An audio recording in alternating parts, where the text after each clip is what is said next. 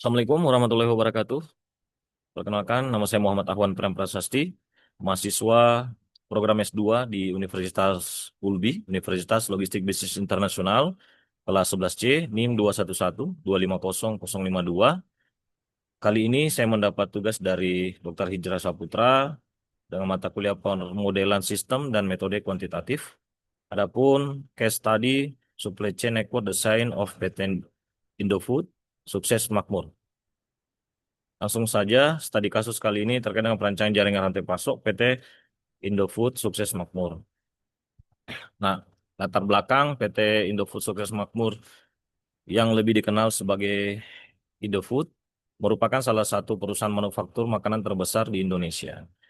Indofood memiliki portofolio produk yang beragam, termasuk mie instan, produk susu, makanan ringan, bumbu makanan, dan minuman. Perusahaan ini juga memiliki jaringan distribusi yang luas di seluruh Indonesia untuk memenuhi kebutuhan konsumen. Mengingat tantangan geografis Indonesia yang terdiri dari lebih 17.000 pulau, perancangan jaringan rantai pasok yang efektif menjadi sangat penting bagi Edifood guna meminimalkan biaya dan memaksimalkan kepuasan pelanggan.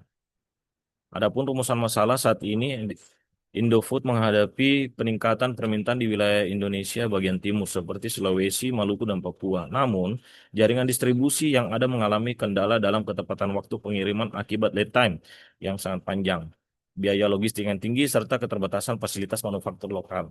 Perusahaan sedang mempertimbangkan berbagai opsi untuk mengoptimalkan jaringan rantai pasoknya agar dapat meningkatkan efisiensi dan memenuhi permintaan yang terus meningkat.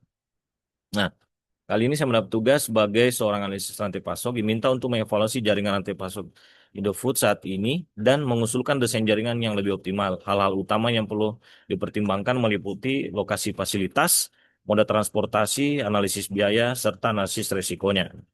Ada beberapa pertanyaan, mana faktor-faktor apa saja yang harus dipertimbangkan dalam menentukan pendirian pabrik manufaktur baru atau pusat distribusi di wilayah Indonesia Timur. Kedua, berdasarkan analisis permintaan dan biaya, opsi mana yang lebih layak bagi Indofood membangun pabrik manufaktur baru atau pusat distribusi baru. Yang ketiga, moda transportasi apa saja yang sebaiknya dipertimbangkan Indofood untuk pengiriman produk ke wilayah timur dan mengapa. Empat, melakukan analisis biaya manfaat dengan membandingkan jaringan yang ada saat ini dengan desain jaringan yang disusulkan. Yang terakhir, identifikasi dan jelaskan potensi risiko dalam penerapan desain rantai pasok yang baru serta berikan strategis untuk mitigasi risiko tersebut. Yang pertama, perlu saya jelaskan bahwa faktor-faktor dalam menentukan pendirian pabrik atau pusat distribusi di wilayah timur itu ada 5. Pertama, permintaan pasar, di mana volume dan stabilitas permintaan di wilayah timur menjadi faktor utama. Jika permintaan bersifat tinggi dan berkelanjutan, pendirian pabrik dapat dipertimbangkan. Namun, jika permintaannya masih fluktuatif, distribusi center menjadi pilihan yang lebih fleksibel. Kemudian kedua, biaya investasi. Pendirian pabrik memerlukan investasi besar, meliputi pembangunan fasilitas, mesin produksi, tenaga kerja terampil, serta perizinan. Sebaliknya, DC membutuhkan investasi yang relatif lebih rendah. Yang ketiga, ketersediaan infrastruktur. Infrastruktur pendukung seperti listrik, air, pelabuhan, jalan, dan tenaga kerja di wilayah timur masih terbatas di beberapa daerah, sehingga dapat meningkatkan resiko operasional pabrik. Yang keempat, lead time dan service level. Distribution center di wilayah timur maaf, dapat memangkas lead time distribusi secara signifikan sehingga meningkatkan kecepatan pelayanan kepada pelanggan. Dan yang terakhir, resiko operasional. Resiko pasokan bahan baku, gangguan cuaca, dan keterbatasan SDM harus diperhitungkan terutama untuk fasilitas produksi.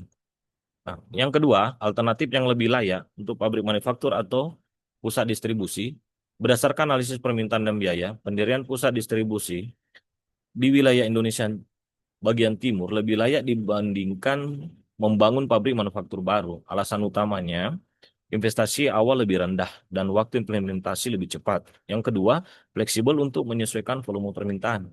Dan yang ketiga, risiko operasional lebih kecil dibandingkan pabrik. Dan yang terakhir, tetap mampu meningkatkan service level dan mempercepat distribusi. Jadi pabrik manufaktur dapat dipertimbangkan sebagai strategi jangka panjang apabila permintaan di wilayah timur sudah stabil dan mencapai skala ekonomi yang menguntungkan. Yang ketiga, moda transportasi yang tepat di wilayah timur Indonesia ini, Edifus sebaiknya menerapkan kombinasi moda transportasi atau multimoda. Ada tiga. Untuk transportasi laut menjadi moda utama karena biaya lebih rendah untuk volume besar. Kemudian cocok juga untuk pengiriman dari Jawa ke pelabuhan utama di Sulawesi, Maluku, dan Papua. Nah, yang kedua transportasi darat. Ini digunakan untuk distribusi dari pelabuhan ke distribution center, dari distribution center ke pasar lokal. Kemudian efektif untuk pengiriman jarak pendek dan menengah. Dan yang ketiga, atau yang terakhir ini ada transportasi udara. Ini terbatas. Digunakan untuk produk tertentu yang bersifat mendesak atau bernilai tinggi. Tidak direkomendasikan sebagai moda utama karena biayanya tinggi. Nah, pendekatan multimoda memungkinkan efisiensi biaya sekaligus menjaga ketepatan waktu pengiriman. Yang keempat, analisis biaya manfaat jaringan lama versus jaringan usulan. Di sini ada dua jaringan existing. Jadi jaringan existing ini biaya transportasi tinggi akibat jarak jauh dari Jawa ke wilayah timur. Kemudian lead time-nya panjang, resiko keterlambatan pengiriman juga sangat tinggi. Kemudian kepuasan pelanggan relatif lebih rendah tentunya.